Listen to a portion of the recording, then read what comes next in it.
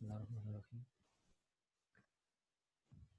आजकल जो लेक्चर है इसमें हम WBS का पार्ट कवर करेंगे और उसको कवर करने से पहले हम देख लेते हैं कि जो भी हम नेटवर्क शेड्यूलिंग करते हैं उसमें जो बेसिक एजम्पशन हमें करनी होती हैं वो कौन कौन सी होती हैं। तो 3 बेसिक एजम्पशन हम इसमें करते हैं। सबसे पहली एजम्पशन के जो हमारा पूरा प्रोजेक्ट है उसको sort of group of activities में हम ब्रेक डाउन कर देते हैं।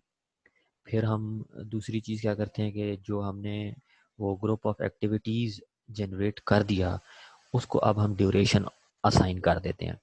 और तीसरी चीज़, जब हमने उन एक्टिविटीज़ को ड्यूरेशन भी दे दी तो उन एक्टिविटीज़ को आपस में कनेक्ट करने के लिए उनके दरमियान हम लॉजिकल रिलेशनशिप डेवलप कर देते हैं, जिसमें हमारे पास 4 different types of relation available हैं। Finish to start, finish to finish, start to finish और स्टार्ट टू स्टार्ट का। अब मैं बात करता हूँ वर्क ब्रेकडाउन स्ट्रक्चर के रिलेटेड कि वर्क ब्रेकडाउन स्ट्रक्चर होती क्या चीज़ है। जब भी हमने अपनी प्लानिंग एंड स्केजुलिंग करनी होती है तो वर्क ब्रेकडाउन स्ट्रक्चर उसका उसमें एक रीढ़ की हड्डी की सी नोयत रखता है। इतनी मतलब अहमियत का हामिल है वर्क ब्रेकडाउन स्ट्रक्चर। अब अगर इस आप वर्ड को देखें तो इस वर्क ब्रेकडाउन स्ट्रक्चर को देखें तो ये 3 डिफरेंट वर्ड से मिल के बना है। Work, breakdown and structure. Work से मुराद जो काम हमने करना है, ब्रेक डाउन मतलब कि उसको आपने तोड़ देना है पूरे प्रोजेक्ट को छोटे छोटे पीसेस में। और स्ट्रक्चर, ऑब्वियसली स्ट्रक्चर हमें पता है एक डिफरेंट इंटर रिलेटेड एलिमेंट्स जो एक हायरार्की बना रहे हों, एक ऑर्गेनाइज्ड पैटर्न बना रहे हों, उसको हम स्ट्रक्चर बोलते हैं। तो जब भी हम अपने प्रोजेक्ट को एक ऑर्गेनाइज्ड, मैनेजेबल, मेजरेबल तरीके से उसे ब्रेक डाउन कर दें इनटू स्मॉलर एक्टिविटीज़, उसको हम बोलते हैं वर्क ब्रेकडाउन स्ट्रक्चर। उसकी डेफिनेशन भी देख लेते हैं। Work breakdown structure is a hierarchical breakdown of the scope और requirement of the project into a series of manageable work packages or areas that can be estimated, planned and assigned to the appropriate person or department for completion। तो same वही बात है कि आपने अपने project की के गोल्स और ऑब्जेक्टिव्स या स्कोप को मद्देनज़र रख के उसको एक ऐसे ऑर्गेनाइज्ड अंदाज से ब्रेक डाउन करना है to its smallest possible level, जिसको हम वर्क पैकेजेस बोलते हैं, जिसको हम बआसानी मैयर कर सकें, मॉनिटर कर सकें, मैनेज कर सकें। और फिर उस पे हम रोल्स एंड रिस्पॉन्सिबिलिटीज़ अलॉट कर सकें लोगों को, उसको हम रिसोर्स दे सकें, उसका हम एस्टिमेट कर सकें। तो इन तमाम चीज़ों को जब आप मिला दें तो इसको हम बोलते हैं ये हमारा किसी भी प्रोजेक्ट का वर्क ब्रेकडाउन स्ट्रक्चर बन जाएगा। अब जब हम वर्क ब्रेकडाउन स्ट्रक्चर की बात करते हैं तो ऑब्वियसली ये एक सिस्टमेटिक तरीका है, ऑर्गेनाइज्ड तरीका है, जिसमें हम अपने प्रोजेक्ट के स्केजुअल का जो डिफरेंट कंपोनेंट्स हैं उनको एक सिस्टमेटिक तरीके से एक्सप्लेन करने की कोशिश करते हैं। इसमें हम अपने पूरे प्रोजेक्ट को small, manageable, measurable work packages में डिवाइड कर देते हैं और उसको हम इतने स्मॉलेस्ट लेवल पे डिवाइड कर देते हैं कि उसको हम बआसानी उसकी परफॉर्मेंस मेजर कर सकें, उसको रिसोर्स अलॉट कर सकें, उसको हम उसकी हम कॉस्टिंग कर सकें और उस पर हम फिर रोल्स एंड रिस्पॉन्सिबिलिटीज़ अलॉट कर सकें। अब जब भी हम अपना WBS का आगाज़ करते हैं तो उससे पहले हमें अपने प्रोजेक्ट का स्कोप पता होना चाहिए। हमें अपने प्रोजेक्ट के ऑब्जेक्टिव्स, अपने प्रोजेक्ट की नीड्स या गोल्स का पता होना चाहिए। जब हमें ये पता लग गया उसके बाद हम अपने प्रोजेक्ट के डिफरेंट एस्पेक्ट्स, डिफरेंट कंपोनेंट्स को ऑर्गेनाइज तरीके से स्टडी करेंगे, देखेंगे और उसके बाद हम उन प्रोजेक्ट के कंपोनेंट्स को स्मॉलेस्ट पॉसिबल लेवल, जिसको हम वर्क पैकेजेस बोलते हैं, में ब्रेक डाउन कर देंगे और फिर अकॉर्डिंगली उसकी कॉस्टिंग कर लेंगे, रिसोर्स दे देंगे, रोल्स एंड रिस्पॉन्सिबिलिटीज अलॉट कर देंगे। और फिर उन तमाम वर्क पैकेजेस को जब हम, क्योंकि जितने भी वर्क पैकेजेस होंगे वो बजाते खुद में एक मिनी प्रोजेक्ट्स हैं, क्योंकि उनका एक अपना स्टार्ट टाइम होगा, स्टार्ट फिनिश टाइम होगा, उनकी अपनी एक कॉस्टिंग होगी, रिसोर्सेज होंगे, रोल्स एंड रिस्पॉन्सिबिलिटीज उन पर अटैच होंगी। तो वो बजाते खुद में एक मिनी प्रोजेक्ट्स हैं। तो तमाम वर्क पैकेजेस को जब आप कंबाइन करेंगे तो उससे ऊपर के जो लेवल की जो गोल्स हैं वो अचीव हो जाएंगे, और फिर ऑटोमेटिकली आप जब बैक साइड पे जाते जाएंगे तो आपका मेन जो प्रोजेक्ट का गोल है वो अचीव होता चला जाएगा यूजिंग वर्क ब्रेकडाउन स्ट्रक्चर। अब अगर हम वर्क ब्रेकडाउन स्ट्रक्चर को देखते हैं तो उससे हमें उस वर्क ब्रेकडाउन स्ट्रक्चर को यूज करके हम क्या क्या आउटपुट्स निकाल सकते हैं या किस तरह उसको यूटिलाइज कर सकते हैं। तो सबसे पहली चीज़ तो हम हमारा जो उस प्रोजेक्ट में total amount of work required होगा उसका हमें पता लग जाएगा। फिर वो जो स्पेसिफिक वर्क होगा वो कितना टाइम लेगा कंप्लीट होने में, ये भी हमें पता लग सकता है। फिर उसको कंप्लीट करने के लिए कितने रिसोर्स चाहिए होंगे और कितनी कॉस्ट उस पर लगेगी, ये चीज़ें भी हम वर्क ब्रेकडाउन स्ट्रक्चर से उसका अंदाज़ा लगा सकते हैं। फिर रोल्स एंड रिस्पॉन्सिबिलिटीज हम अलॉट कर सकते हैं कि कौन कौन सा बंदा किस वर्क के लिए जिम्मेदार होगा और क्या क्या पावर्स उसको डेलीगेट की जाएंगी कि वो रिक्वायर्ड ऑब्जेक्टिव्स जो उस वर्क पैकेजेस से रिलेटेड हैं वो उसको किस तरह अचीव करेगा। फिर उसके बाद वो जो वर्क पैकेज हमने डिफाइन किया होगा वर्क ब्रेकडाउन स्ट्रक्चर में, उससे रिलेटेड जो अपॉर्चुनिटीज हैं, जो बेनिफिट्स हैं, या जो रिस्क आ सकते हैं हमें इन फ्यूचर, वो हम बआसानी उनको हाईलाइट कर सकते हैं। तो हम अब यहाँ पर ये तो चीज़ हमने देख ली कि WBS की मदद से हम क्या क्या चीज़ें कर सकते हैं। अब इस WBS को यानी कि वर्क ब्रेकडाउन स्ट्रक्चर को हम प्रोजेक्ट मैनेजमेंट के दूसरे जो डिफरेंट एलिमेंट्स हैं, कंपोनेंट्स हैं, जो हमने अपने प्रोजेक्ट में बनाए होते हैं उनके साथ कंबाइन कर सकते हैं। मिसाल के तौर पे हमने अपना उस प्रोजेक्ट का ऑर्गेनाइजेशनल ब्रेकडाउन स्ट्रक्चर बनाया होगा। ऑर्गेनाइजेशनल ब्रेकडाउन स्ट्रक्चर क्या होता है कि जी हायरार्की होती है उस स्पेसिफिक ऑर्गेनाइजेशन की, और उसमें रोल्स एंड रिस्पॉन्सिबिलिटीज दे दी जाती हैं कि फलाना जो बंदा है वो इसमें इन्वॉल्व है, प्रोजेक्ट मैनेजर इन्वॉल्व है, प्रोजेक्ट मैनेजर से नीचे फिर प्लानिंग इंजीनियर है, डिज़ाइनिंग इंजीनियर है, फिर डिज़ाइनिंग इंजीनियर और प्लानिंग इंजीनियर से नीचे नीचे हमारे पास डिप्लोमा होल्डर्स आ जाते हैं। फिर हमारे पास नीचे फिर अनस्किल्ड लेबर या दूसरी स्किल लेबर आ जाती है। तो ये एक हायरार्किकल फ्लो जो बनता है किसी भी ऑर्गेनाइजेशन में डिफरेंट डेजिग्नेशंस का, ये ऑर्गेनाइजेशनल ब्रेकडाउन स्ट्रक्चर है। और रिस्पॉन्सिबिलिटी असाइनमेंट मैट्रिक्स क्या है कि आपने हर बंदे के हिसाब से रिस्पॉन्सिबिलिटी अलॉट कर देनी है। इसको रिस्पॉन्सिबिलिटी असाइनमेंट मैट्रिक्स को हम RACI भी बोलते हैं। RACI मैट्रिक्स भी इसको बोलते हैं। अब जब आपने ऑर्गेनाइजेशनल ब्रेकडाउन स्ट्रक्चर बनाया होगा, रिस्पॉन्सिबिलिटी असाइनमेंट मैट्रिक्स भी बनाई हुई होगी, इन दोनों के साथ जब आप WBS भी कंबाइन कर देंगे तो आपका जो प्रोजेक्ट के ऑब्जेक्टिव्स अचीव करने में जो पहले मुश्किलात थी वो काफ़ी हद तक अब रिजॉल्व हो जाएंगी। तो हम वर्क ब्रेकडाउन स्ट्रक्चर को डिफरेंट दूसरे जो हमने स्ट्रक्चर्स या कंपोनेंट्स बनाए होंगे, जिस तरह ऑर्गेनाइजेशनल ब्रेकडाउन स्ट्रक्चर है या रिस्पॉन्सिबिलिटी असाइनमेंट मैट्रिक्स है, इनके साथ हम कंबाइन कर देंगे। और इन तमाम चीज़ों का मकसद क्या होगा कि हम अपना जो प्रोजेक्ट के प्री डिफाइंड ऑब्जेक्टिव्स हैं उनको बआसानी अचीव कर सकें। अब ये एक छोटी सी एग्जांपल है वर्क ब्रेकडाउन स्ट्रक्चर की, स्टोरेज फैसिलिटी की। इसमें हमने इसको ब्रेक डाउन किया है 4 लेवल्स पे। सबसे पहले मेरा लेवल 1 है, मेन जो मेरा प्रोजेक्ट था स्टोरेज फैसिलिटी का। फिर इसको मैंने फर्दर लेवल 2 पे मैंने इसको डिफाइन कर दिया। इसमें मेरे पास साइट वर्क से साइट सिक्योरिटी का वर्क था और स्ट्रक्चर का वर्क था। फिर मैंने अपने स्ट्रक्चर को मजीद फर्दर सब डिवाइड किया। इसको मैंने इंटीरियर और एक्सटीरियर में डिवाइड कर दिया। वो स्ट्रक्चर में इंटीरियर स्ट्रक्चर आएगा और एक्सटीरियर स्ट्रक्चर आ जाएगा। अब एक्सटीरियर स्ट्रक्चर को मैं फर्दर ब्रेक डाउन कर सकता हूँ। उसमें मैंने इसको स्लैब ऑन ग्रेड कर दिया, इसमें वॉल्स आ जाएंगी, रूफ आ जाएगा, रोल अप डोर्स आ जाएंगे, बार जॉइस्ट आ जाएगी। अब आप देखें जैसे ही मैं एक्सटीरियर से फर्दर लेवल जनरेट करता हूँ तो इससे नीचे मैं लेवल जनरेट नहीं कर सकता, क्योंकि वो चीज़ अनरियलिस्टिक हो जाएगी। तो हमने इस चीज़ का भी ध्यान रखना है कि हम जो WBS बनाने जा रहे हैं उसका जो लोएस्ट लेवल है वो रियलिस्टिक नेचर का होना चाहिए। वो ऐसा होना चाहिए कि उसको आप बआसानी रिसोर्स अलॉट कर सकें, उसमें रोल्स एंड रिस्पॉन्सिबिलिटीज अलॉट कर सकें, उसकी बआसानी परफॉर्मेंस मेजर कर सकें, उसको बआसानी मैनेज कर सकें, और वो आपका जो प्रोजेक्ट का ओवरऑल स्कोप है उसको वो 100% कवर कर रहा हो। इसी तरह जब मैं इंटीरियर पर आता हूँ तो यहाँ पर इलेक्ट्रिकल आ गया, फिनिशेस आ गए और सीलिंग आ गई।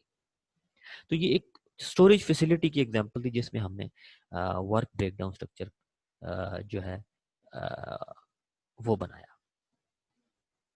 अब इस वर्क ब्रेकडाउन स्ट्रक्चर का जो लोएस्ट लेवल था हमारे पास, यानी अगर मैं इंटीरियर की बात करूं तो ये वाला जो है ये मेरा लोएस्ट लेवल है, और अगर मैं एक्सटीरियर की बात करूं तो ये वाला मेरा लोएस्ट लेवल है।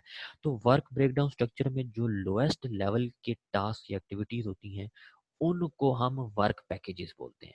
और किसी भी वर्क ब्रेकडाउन स्ट्रक्चर का जो मेजर बिल्डिंग ब्लॉक होता है, फंडामेंटल बिल्डिंग ब्लॉक होता है, वो वर्क पैकेज होता है। कि वर्क पैकेज बनेगा तो आप WBS के जो फवायद हैं उनसे मुस्तफीद हो सकते हैं। अब ये WBS बनाने के लिए हमारे पास मल्टीपल वेज अवेलेबल हैं, लेकिन इसमें जो सबसे ज़्यादा फिजिबल और यूजफुल वे कंसीडर किया जाता है वो ब्रेनस्टॉर्मिंग का। अब इसमें होता क्या है कि डिफरेंट जो प्रोजेक्ट के ऊपर टीम मेंबर्स होते हैं, क्रॉस फंक्शनल टीम मेंबर्स होते हैं, वो आपस में मिल बैठ के डिस्कशन करते हैं, और वो डिसाइड करते हैं कि अब इस वर्क ब्रेकडाउन स्ट्रक्चर में कौन कौन से कितने लेवल होने चाहिए और उन लेवल्स को कितना फर्दर सब लेवल्स में डिवाइड करके वर्क पैकेजेस में हमें जाना चाहिए।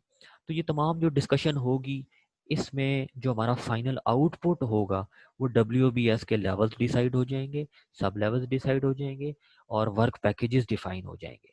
तो एक तरह से हमारा WBS जो वर्क ब्रेकडाउन स्ट्रक्चर है उसका एक आउटपुट पे एक हमारे पास बनकर आ जाएगा। जब जब प्रोजेक्ट के डिफरेंट लोग उसमें बैठेंगे वो अपने एक्सपीरियंस की बेस पे डिस्कशन करेंगे, तो उससे जो है वो यूजफुल रिजल्ट जनरेट होंगे।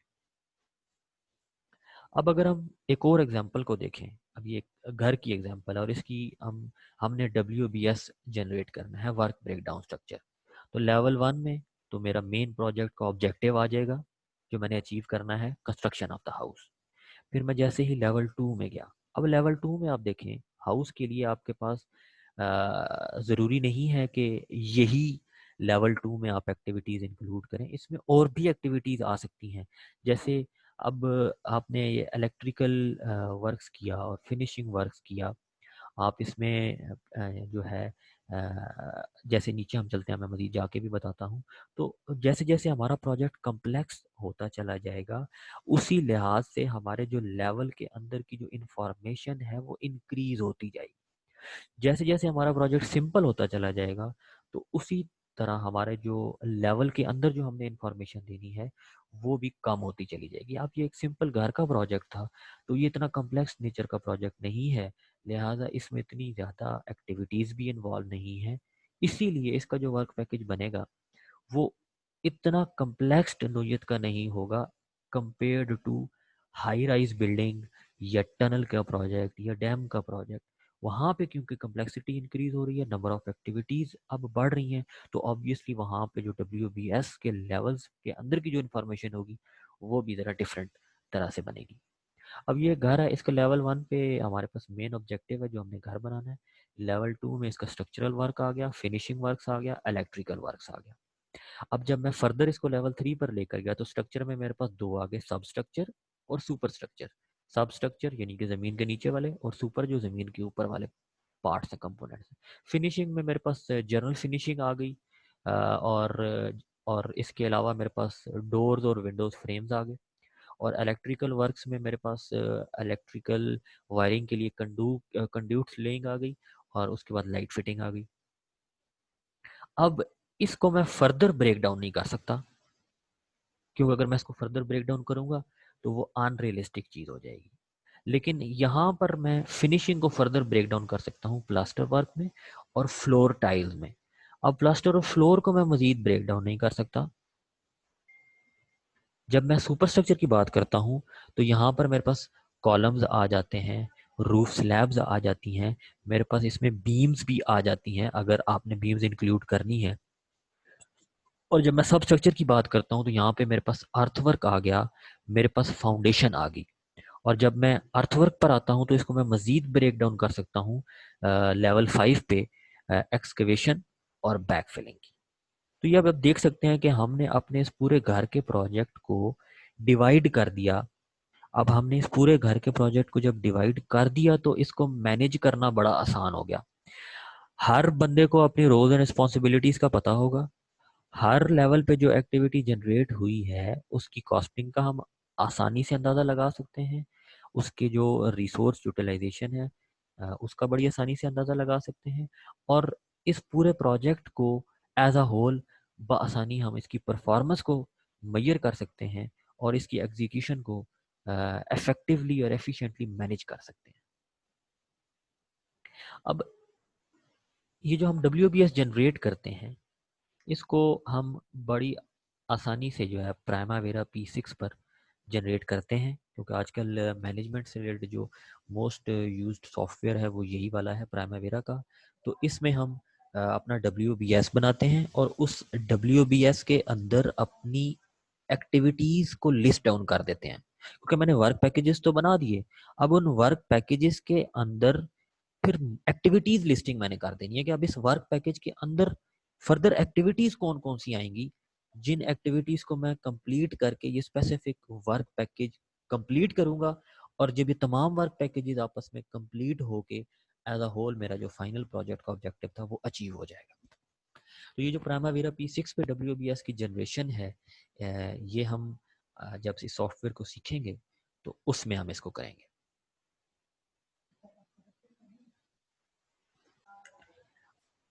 अब हमारे पास ये जो लेफ्ट साइड पर विंडो नज़र आ रही है ये वाली, अब ये वही मैंने WBS क्रिएट कर दिया। ये सिंपल एक वेयर हाउस का मेरे पास प्रोजेक्ट था, वेयर हाउस कंस्ट्रक्शन का, उसका मैंने WBS जनरेट कर दिया। और राइट साइड पर ये जो मैंने WBS जनरेट किया इसकी मेरे पास ड्यूरेशन आती गई, अगर मैं इसकी ड्यूरेशन देता हूँ तो। अब इस WBS में फर्दर मैंने एक्टिविटी लिस्टिंग कर दी। अब ये मेरा WBS था फाउंडेशन फुटिंग स्ट्रक्चर, ठीक है। फाउंडेशन फुटिंग में मेरे पास जो एक्टिविटीज आ रही थी वो मैंने लिख दी। और फिर ये उसका जितना भी आगे डाटा आता है, इसकी स्टार्ट डेट, फिनिश डेट, इसकी ड्यूरेशन, एक्टिविटी कोड्स, और ये जो राइट साइड पर ये जो चार्ट्स बनते हैं, ये सारा फिर आगे इसको हम प्राइमावेरा सॉफ्टवेयर पर डिफरेंट स्टेप्स इसमें इन्वॉल्व होते हैं, वो यूज़ करके करते हैं, जिसको हम प्राइमावेरा की जो ट्रेनिंग क्लास होगी उसमें डिटेल में समझेंगे। ये एक और रेजिडेंशियल कॉम्प्लेक्स था, उसका वर्क ब्रेकडाउन स्ट्रक्चर हमारे सामने है। इसमें लेवल 1 पे था मेन जो प्रोजेक्ट है। लेवल 2 पे मैंने फर्दर इसको ब्रेक डाउन किया कि मेरे पास प्रीलिमिनरी वर्क्स थे, डिफरेंट बिल्डिंग्स के प्रोजेक्ट्स थे, फिर इसमें एमिनिटीज थी और सर्विस फैसिलिटीज थी। सर्विस फैसिलिटीज में मेरे पास ड्रेनेज आ गया, एमिनिटीज में मेरे पास क्लब हाउस थे, स्विमिंग पूल्स थे, और बिल्डिंग्स में मेरे पास बिल्डिंग ए थी और बिल्डिंग बी थी। अब यहाँ पर मैं इन क्लब हाउस, स्विमिंग पूल और ड्रेनेज को फर्दर डिवाइड कर सकता हूँ, लेकिन इस एग्जाम्पल में नहीं हुआ, लेकिन इसको हम फर्दर ब्रेक डाउन कर सकते हैं टिल वर्क पैकेजेस, यानी कि लोएस्ट लेवल तक। लेकिन सिर्फ समझाने के लिए हमने ये जो बिल्डिंग वाला पोर्शन है इसी को ब्रेक डाउन किया। अब इस बिल्डिंग में जब आते हैं तो बिल्डिंग ए है, बिल्डिंग बी है, बिल्डिंग बी, अब बिल्डिंग ए को नहीं किया, उसको कर सकते हैं, लेकिन समझाने के लिए सिर्फ हमने बिल्डिंग बी को ब्रेक डाउन किया, जिसमें मेरे पास सब स्ट्रक्चर आ गया बिल्डिंग बी का और सुपर स्ट्रक्चर आ गया। अब सब स्ट्रक्चर में मेरे पास आ गया सेटिंग आउट, एक्सकवेशन, PCC आ गई, RCC आ गई फुटिंग की, RCC फॉर प्लिंथ बीम आ गई और प्लिंथ फिलिंग आ गई। ये तो सब सुपर स्ट्रक्चर का मतलब लोएस्ट लेवल तक अब मैं पहुंच गया हूँ। फिर जब मैं सॉरी सब स्ट्रक्चर, अब मैं जब सुपर स्ट्रक्चर की बात करता हूँ तो इसमें मेरे पास ग्राउंड फ्लोर है और फर्स्ट फ्लोर है। तो ऑब्वियसली ग्राउंड फ्लोर की फिर मैं फर्दर ब्रेक डाउन कर दूंगा। लोएस्ट लेवल पे मेरे पास आरसीसी कॉलम आ गया, स्लैब बीम्स आ गई, ब्रेक वर्क आ गया, प्लास्टरिंग आ गई, प्लम्बिंग आ गई, फ्लोरिंग आ गई, डोर्स एंड विंडोज आ गई, इलेक्ट्रिफिकेशन आ गई, पेंटिंग। क्योंकि अब ये देखें कि यहाँ पर जो नेचर ऑफ प्रोजेक्ट था वो कम्प्लेक्स था, इसलिए यहाँ पर जो WBS बना वो यहाँ पर बनाए गए WBS से ज़रा डिफरेंट है, क्योंकि यहाँ पर कम्प्लेक्सिटी ज़रा कम थी, लेकिन यहाँ पर कम्प्लेक्सिटी ज़्यादा है, नंबर ऑफ एक्टिविटीज़ ज़्यादा है, इसलिए WBS ज़रा थोड़ा सा मॉडिफाई करना पड़ा हमें। तो ये मेरा लेवल 1 था, यहाँ पे मेरा लेवल 2 था, ये मेरा लेवल 3 था, ये मेरा लेवल 4 था, और ये मेरा फाइनल लेवल 5 तक मैं आ गया। अब लेवल 5 जो था मेरा वो लोएस्ट लेवल था, जो मेरे वर्क पैकेजेस थे, जिनमें मैंने फर्दर इन वर्क पैकेजेस में एक्टिविटी लिस्टिंग कर दी, और इन एक्टिविटीज़ को अचीव करूँगा तो मेरे पास वर्क पैकेजेस अचीव होंगे, और जैसे ही मेरे पास वर्क पैकेजेस अचीव होंगे तो ये जो मेरे प्रोजेक्ट के मेन ऑब्जेक्टिव्स थे वो अचीव हो जाएंगे। ये एक और बिल्डिंग का प्रोजेक्ट हम देख लेते हैं। इसको मैंने डिवाइड किया डिज़ाइन में और कंस्ट्रक्शन में। अब कंस्ट्रक्शन को फर्दर हम ब्रेक डाउन कर सकते हैं फर्दर सब लेवल में, आर्किटेक्चरल, स्ट्रक्चरल, अगर ये स्टील का है तो स्टील स्ट्रक्चर हो जाएगा, और इसमें जारी बात है कंक्रीट वर्क्स भी होगा तो कंक्रीट का भी हमने पोर्शन बना दिया। फिर डिज़ाइन में मैं जब बात करता हूँ तो आर्किटेक्चरल इसमें आ जाएगा, स्टील स्ट्रक्चर का डिज़ाइन आ जाएगा, मैकेनिकल डिज़ाइन आ जाएगा, इलेक्ट्रिकल डिज़ाइन आ जाएगा। और जब मैं आर्किटेक्चरल के पॉइंट को उठाता हूँ तो यहाँ पे मेरे पास मैसनरी आ जाएगी, विंडोज आ जाएंगे, डोर्स आ जाएंगे। अब अगर आपको लगता है कि ये प्रोजेक्ट में इन 3 लेवल्स को भी आप डिवाइड कर सकते हैं तो आप उसको कर दें, लेकिन अगेन बात का ध्यान रखिएगा कि आपका जो प्रोजेक्ट का जो स्कोप है उसको वो 100% कवर करता हो और वो रियलिस्टिक हो, इतना उसको हम ब्रेक डाउन करें। फिर हम जब स्टील स्ट्रक्चर की बात करते हैं तो उसको अगेन हम फर्दर डिवाइड कर दिया स्टील प्लेटफॉर्म्स पे, स्टील फ्लोर डेक पे, स्टील फ्रेमिंग पे, और स्टील फ्रेमिंग को हम फर्दर ब्रेक डाउन कर सकते हैं रूफ ट्रस में, स्टील कॉलम्स में, स्टील बीम्स में। अब आप देख सकते हैं कि इसको आप फर्दर ब्रेक डाउन नहीं कर सकते, ये लोएस्ट पॉसिबल लेवल था जो हम अचीव कर सकते हैं। इससे फर्दर आप करेंगे तो वो अनरियलिस्टिक आउटपुट जनरेट हो जाएगी। फिर आर्किटेक्चरल में एक्सटीरियर आ जाएगा, इंटीरियर आ जाएगा। एक्सटीरियर में आपकी विंडोज आ जाएगी, मैसनरी आ जाएगी, डोर्स आ जाएंगे, इलेक्ट्रिकल वर्क्स आ जाएंगे ऑब्वियसली। इंटीरियर में आपकी जो पार्टीशन वॉल है वो आ जाएगी, फिर फ्रेमिंग आ जाएगी उसकी, mechanical, electrical and plumbing works आ जाएंगे, डोर्स आ जाएंगे, फ्लोरिंग आ जाएगी, और फिनिशिंग वर्क्स आ जाएंगे। तो अब ये आप देख सकते हैं कि हमने इस पूरे बिल्डिंग के प्रोजेक्ट को डिफरेंट लेवल्स पर जनरेट करते हुए अपने फाइनल जो लोएस्ट लेवल है या वर्क पैकेजेस हैं उन तक हम पहुंच गए। अब इन वर्क पैकेजेस में फर्दर हम एक्टिविटी लिस्टिंग करेंगे और फिर अपने प्रोजेक्ट की एग्जीक्यूशन कर देंगे। अब हमने जब वर्क ब्रेकडाउन स्ट्रक्चर को बनाना देख लिया तो इसके फवायद भी डिस्कस कर लेते हैं। वैसे तो मल्टीपल बेनिफिट्स इसके हो सकते हैं वर्क ब्रेकडाउन स्ट्रक्चर के, इन 5 से हट के भी हो सकते हैं, लेकिन ये टॉप बेनिफिट्स कंसिडर किए जाते हैं जिसमें हमारे पास जो हम प्रोजेक्ट की जो स्केजुलिंग कर रहे होते हैं वो ऑप्टिमाइज्ड होकर हमारे सामने आ जाती है। हमने जो प्रोजेक्ट के जो गोल्स सेट किए होते हैं उनको इफेक्टिवली एंड एफिशिएंटली हम अचीव कर सकते हैं। फिर जो प्रोजेक्ट की एग्जीक्यूशन है वो आसान हो जाती है। जो प्रोजेक्ट के रिलेटेड आपने उससे रिलेटेड जो विजन आपने जनरेट किया हुआ था, आपने जो उसके गोल्स ऑब्जेक्टिव्स थे, जो आपकी डिजायर्ड डिमांड्स थी, जो आपके दिमाग में थी, जो आपने सोची हुई थी, उनकी मैनेजमेंट आसान हो जाती है। फिर आप जब रोल्स एंड रिस्पॉन्सिबिलिटीज डिफाइन कर देते हैं तो डिफरेंट टीम्स के दरमियान कम्युनिकेशन जो है वो इम्प्रूव हो जाती है, और फिर इसमें जो अकाउंटेबिलिटी का पर्सपेक्टिव है वो ज़्यादा आ जाता है, क्योंकि हर बंदे को पता होगा उसने फलाना टास्क कंप्लीट करवाना है, अगर वो नहीं होगा तो वो जिम्मेदार होगा उस चीज़ का। अब जब हम WBS के फ़वाइद की बात करते हैं तो उसमें हमारे पास फर्दर हम मूव करें तो टाइप्स आ जाती हैं। तो हमारे पास 2 तरह के WBS इन्वॉल्व होते हैं, एक डिलीवरेबल बेस्ड और दूसरा फेज्ड बेस्ड।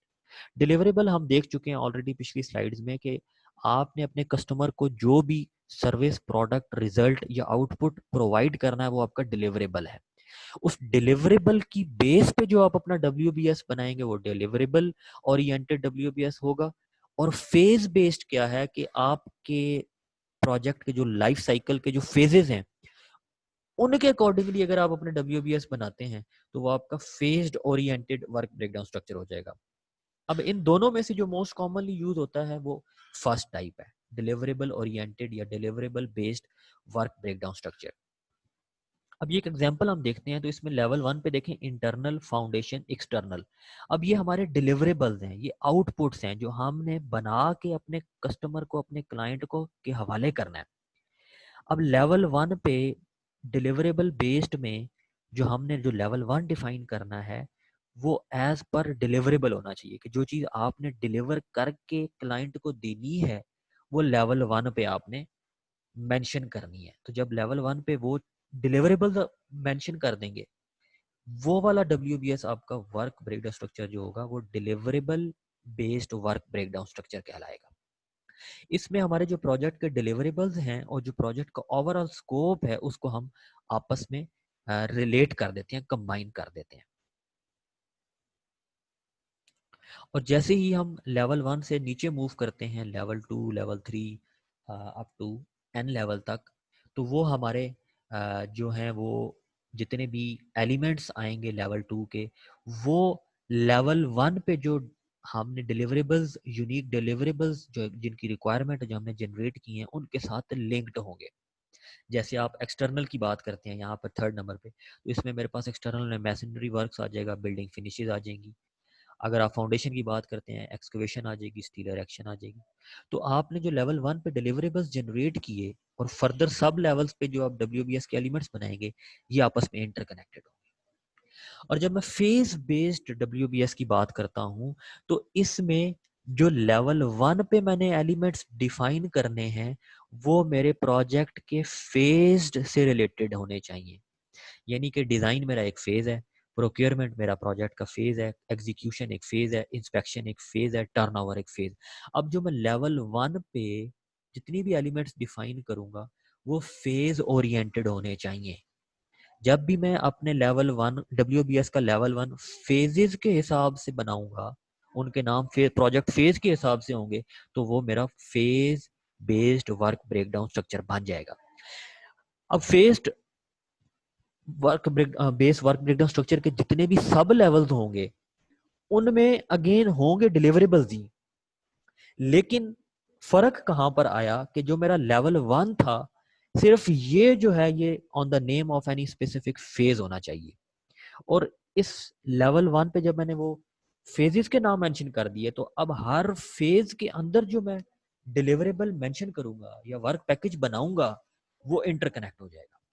तो इस तरह फेजेस के नाम से मैंने लेवल 1 बनाया और उसके नीचे लेवल 2, लेवल 3, लेवल n तक मैंने अपने यूनिक डिलीवरेबल्स बना दिए और उनको आपस में इंटरकनेक्ट कर दिया। तो ये जो मेरे पास WBS बनेगा, इसको मैं phase based work breakdown structure बोलता हूँ। अगेन हमारे जहन में सवाल उठता है कि कौन सा ब्रेकडाउन स्ट्रक्चर एफिशिएंट है, कौन सा ब्रेकडाउन स्ट्रक्चर जो है वो इनएफिशिएंट है। तो कोई भी वर्क ब्रेकडाउन स्ट्रक्चर एफिशिएंट नहीं होता और कोई भी वर्क ब्रेकडाउन स्ट्रक्चर इनएफिशिएंट नहीं होता। सिर्फ हमें एक चीज का ध्यान रखना होता है कि हमारा जो वर्क ब्रेकडाउन स्ट्रक्चर है, क्या वो हमारे प्रोजेक्ट को इफेक्टिवली मैनेज कर सकता है। क्योंकि हर प्रोजेक्ट दूसरे प्रोजेक्ट से डिफरेंट होता है। हर प्रोजेक्ट मैनेजर जो है या वर्किंग टीम जो है उसका माइंडसेट दूसरी टीम से डिफरेंट होता है, तो हर WBS डिफरेंट होगा। तो जो हमें इस सवाल का जवाब दे कि वो कौन सा स्ट्रक्चर है WBS का जो इस प्रोजेक्ट को इफेक्टिवली मैनेजेबल बना दे, वही सबसे मौसर वर्क ब्रेकडाउन स्ट्रक्चर कहलाएगा। अब जब हम फेज बेस्ड WBS बना रहे होते हैं, क्योंकि हम जो वर्क ब्रेकडाउन स्ट्रक्चर पीछे डेवलप किया है आप ये देख सकते हैं, इसमें सिर्फ एक या दो कीवर्ड्स हमारे पास इन्वॉल्व हैं। अब इन एक या दो कीवर्ड्स की मदद से हमें प्रोजेक्ट का स्कोप पता नहीं चल सकता, प्रोजेक्ट से रिलेटेड डिटेल्ड इंफॉर्मेशन नहीं मिल सकती। तो उस WBS को मजीद इंफॉर्मेटिव, मजीद इफेक्टिव और एनहांस करने के लिए हम उस वर्क ब्रेकडाउन स्ट्रक्चर में work breakdown structure dictionary add कर देते हैं कि हमारे जितने भी लेवल्स हम जनरेट कर रहे हैं और हर लेवल का जो एलिमेंट हम जनरेट कर रहे हैं उसको हमने 100% रूल यानी कि हमारा जो पूरे प्रोजेक्ट का जो स्कोप है वो वर्क ब्रेकडाउन स्ट्रक्चर उसको 100% कवर करता है या नहीं, उसको फॉलो अप कराने के लिए WBS डिक्शनरी हम यूज करते हैं। इसमें हर लेवल का जो एलिमेंट डिफाइन किया गया है उससे रिलेटेड डिटेल्ड इंफॉर्मेशन हम ऐड कर देते हैं, और उस डिटेल्ड डिस्क्रिप्शन से इंफॉर्मेशन से हमें पता लग जाता है कि इसका कोड क्या है, इसका रिस्पॉन्सिबल बंदा कौन है, इसकी बाउंड्री क्या है, इस एलिमेंट का स्कोप कितना होगा, इस पे कॉस्ट कितनी लग रही है, रिसोर्स कितना लग रहा है, इसका डिलीवरेबल क्या है, बजट कितना है, माइलस्टोन इस स्पेसिफिक एलिमेंट्स या लेवल से रिलेटेड क्या है, इसमें रिस्क क्या क्या इन्वॉल्व है। ये तमाम चीजें जब इन डिटेल्ड आप दे देंगे वर्क ब्रेकडाउन स्ट्रक्चर में, तो वो वर्क ब्रेकडाउन स्ट्रक्चर डिक्शनरी आ जाती है। यानी कि वर्क ब्रेकडाउन स्ट्रक्चर को हम कनेक्ट कर देते हैं वर्क ब्रेकडाउन स्ट्रक्चर डिक्शनरी को, जिसमें हर लेवल के एलिमेंट्स को फर्दर डिस्क्राइब किया जाता है, इन डिटेल्ड एक्सप्लेन किया जाता है, ताकि पढ़ने वाले को बआसानी समझ लग जाए कि उसने क्या करना है और किस तरह करना है। तो ये हमारे पास एक क्या कहते हैं टेम्पलेट है वर्क ब्रेकडाउन डिक्शनरी का। ये आप अपने प्रोजेक्ट के हिसाब से खुद भी बना सकते हैं, ज़रूरी नहीं है कि ऐसा ही होगा। ये हर प्रोजेक्ट मैनेजर जो है अपने हिसाब से इसको बना सकता है, लेकिन ऑलरेडी हमारे पास कुछ स्टैंडर्ड्स बने पड़े हैं, उनको भी हम यूज़ कर सकते हैं। फिर ये एक और स्टैंडर्ड है, इसमें ये लेवल 3 पे इसने मज़ीद टेक्स्ट नोट एडिटर दे दिया। ये WBS डिक्शनरी है, इसमें ये तमाम चीज़ें वो एक्सप्लेन कर देगा। अब जैसे ही हम इस एलिमेंट पर आएंगे लेवल 1 लेवल 2 के एक्सटर्नल पे, और इसको फर्दर हम WBS की डिक्शनरी देखेंगे, तो हमारे पास जो चीज़ों की क्लैरिटी है वो और ज़्यादा एनहांस हो जाएगी। इस तरह भी हो सकता है हमारे पास। अब जब हम WBS बना लिया, इस WBS में जो वर्क पैकेजेस हैं, उन वर्क पैकेजेस में फिर हमने एक्टिविटी लिस्टिंग करनी होती है। वर्क पैकेज जो हमने बना दिए, इसमें हमने एक्टिविटी लिस्टिंग करनी है। ठीक है। अब जिस तरह हमने RCC कॉलम का वर्क पैकेज बनाया था, अब ये एक वर्क पैकेज है RCC कॉलम, इसमें फर्दर एक्टिविटीज भी इन्वॉल्व होंगी। कौन कौन सी एक्टिविटीज इन्वॉल्व होंगी, यानी कि अब अगर हमने RCC कॉलम बनाना है तो इसमें एक्टिविटी 1 होगी हमारे पास स्टील वर्क, एक्टिविटी 2 मेरे पास आ जाएगी फॉर्म वर्क, एक्टिविटी 3 मेरे पास आ जाएगी कंक्रीटिंग। अब ये देखें कि इस वर्क पैकेज में मैंने ये 3 फर्दर एक्टिविटीज डाल दी। अब ये एक्टिविटीज मैं कंप्लीट करूंगा तो मेरा वर्क पैकेज कंप्लीट हो जाएगा। मेरा वर्क पैकेज कंप्लीट होगा तो मेरा प्रोजेक्ट का ओवरऑल ऑब्जेक्टिव अचीव हो जाएगा। तो एक्टिविटी होती क्या चीज है, कोई भी काम जो आप उस प्रोजेक्ट पर करते हैं वो आपकी एक्टिविटी कहलाएगी। यानी भी कोई भी ऐसा काम जिसको आप रिसोर्स दे सकें, जिस पे आपका टाइम यूटिलाइज हो, जिस पे आपकी कॉस्ट यूटिलाइज हो, जिसका एक स्पेसिफिक स्टार्ट टाइम हो और जिसका एक स्पेसिफिक फिनिश टाइम हो, उसको हम एक्टिविटी बोलते हैं। जिस तरह मैंने आपको स्टील वर्क बताया, इसमें कॉस्ट भी है, रिसोर्स भी है, इसमें स्टार्ट टाइम भी होगा, फिनिश टाइम भी होगा। तो आप देख सकते हैं ये एक्टिविटी की जो डेफिनेशन थी उस पर पूरी उतर रही है ये चीज। तो ऐसे तमाम काम जिसमें पैसा लगे, आपका टाइम लगे, रिसोर्स लगे, जिसकी एक स्टार्टिंग डेट हो, फिनिशिंग डेट हो, उसको हम एक्टिविटी बोलते हैं। अब अगर दो एक्टिविटीज हैं A और B, तो A एक्टिविटी के बाद जो जो पहली एक्टिविटी, यानी कि अगर A और B दो एक्टिविटीज हैं, तो जो एक्टिविटी B पर अगर आप पहुंचे हैं तो एक्टिविटी A जो है वो प्रीसीडिंग एक्टिविटी कहलाएगी। और अगर आप, यानी कि आप क्रिटिकल एक्टिविटीज पर मूव कर रहे हैं कि आप एक्टिविटी को डिले नहीं कर सकते, तो आप दो एक्टिविटीज, यानी कि अगर एक्टिविटी बी की मैं बात करूं और वो क्रिटिकल एक्टिविटीज हैं या क्रिटिकल पाथ पे लाई कर रही है, तो एक्टिविटी ए जो है, यानी कि एक्टिविटी बी खत्म हुई और उससे फौरन पहले वाली जो एक्टिविटी थी एक्टिविटी ए, वो इमीडिएट प्रीसीडिंग एक्टिविटी उसको बोलते हैं। इसी तरह एक्टिविटी बी के बाद अगर एक्टिविटी सी स्टार्ट कर रहे हैं तो सी एक्टिविटी क्या हो जाएगी, ये सक्सीडिंग एक्टिविटी हो जाएगी। और अगर अगेन ये क्रिटिकल पाथ पे लाई कर रही है या एक्टिविटी बी के फौरन बाद ये एक्टिविटी स्टार्ट हो रही है, तो ये इमीडिएट सक्सीडिंग एक्टिविटी कहलाएगी। अब एक्टिविटीज को अगर हम क्लासीफाई करें तो वो प्रोक्योरमेंट, कंस्ट्रक्शन और मैनेजमेंट के पर्सपेक्टिव में हम उसको क्लासीफाई कर सकते हैं। Procurement, acquisition of services and goods, आपका इक्विपमेंट्स आ गए, आपके वर्कर्स आ गए, आपकी यूटिलिटीज, मशीनरी, मटेरियल्स आ गए। इनमें जो एक्टिविटीज इन्वॉल्व होती हैं वो प्रोक्योरमेंट एक्टिविटीज होती हैं। कंस्ट्रक्शन एक्टिविटीज यानी कि आपने जो एग्जीक्यूशन करनी है वो एक्टिविटीज होती हैं कंस्ट्रक्शन एक्टिविटीज। और उन प्रोक्योरमेंट और कंस्ट्रक्शन एक्टिविटीज को जो आप मैनेज करेंगे वो वाली एक्टिविटीज आपकी कहलाएंगी मैनेजमेंट एक्टिविटीज। अब एक्टिविटीज को आपने जारी बात है ड्यूरेशन देना है, तो उसके लिए हमारे पास पास्ट जो रिकॉर्ड्स होते हैं उन एक्टिविटीज से रिलेटेड, जो हमने माजी का एक्सपीरियंस इकट्ठा किया होता है उसकी बेस पे हम दे सकते हैं। हमारे पास डिफरेंट जो स्टैंडर्ड्स अवेलेबल होते हैं, या हमारे पास जो स्किल्ड लेबर अवेलेबल होती है, या जो बंदा उस काम को पहले कर चुका होता है उससे हम बातचीत करके हम कर सकते हैं। फिर हम एजुकेटेड गैस भी लगा सकते हैं, और फिर हम हमारे पास प्रोडक्टिविटी चार्ट्स की अवेलेबिलिटी अगर है तो उसको यूज़ करके भी हम एक्टिविटीज़ को ड्यूरेशन अलॉट कर सकते हैं। अब ये एक्टिविटी की ड्यूरेशन दिनों में भी हो सकती है, आवर्स पे भी हो सकती है, वीक्स पे भी हो सकती है, मंथ्स पे भी हो सकती है, या शिफ्ट्स पर भी हो सकती है। वो डिपेंड करता है प्रोजेक्ट की नोयत पे। अब जब हम एक्टिविटी ड्यूरेशंस की बात करते हैं तो उसको अचीव करने के लिए, या उसको एक्टिविटीज़ को आपस में इंटरकनेक्ट करने के लिए, या एक पूरा नेटवर्क बनाने के लिए हमारे पास तीन टेक्निक्स होती हैं जो हम पहले भी पढ़ चुके हैं, सीपीएम की और पार्ट की।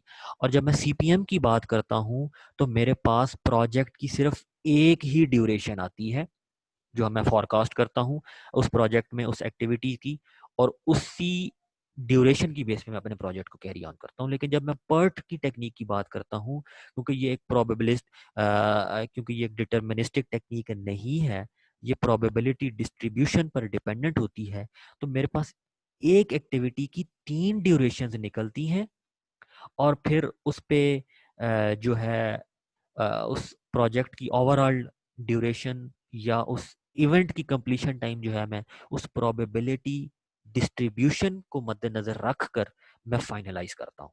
ये दोनों टेक्निक आने वाले लेक्चर में हम इन डिटेल भी देखेंगे विद एग्जांपल्स। अब जब मैं कंस्ट्रक्शन पर साइट लेआउट प्लान डेवलप करता हूँ तो उसमें मैंने जो मेरे प्लांट एंड इक्विपमेंट की पोजीशन है उसको जहन में रखना होता है। जो एग्जिस्टिंग बिल्डिंग्स होती हैं, आसपास के एरियाज होते हैं, उनको जहन में रखना होता है।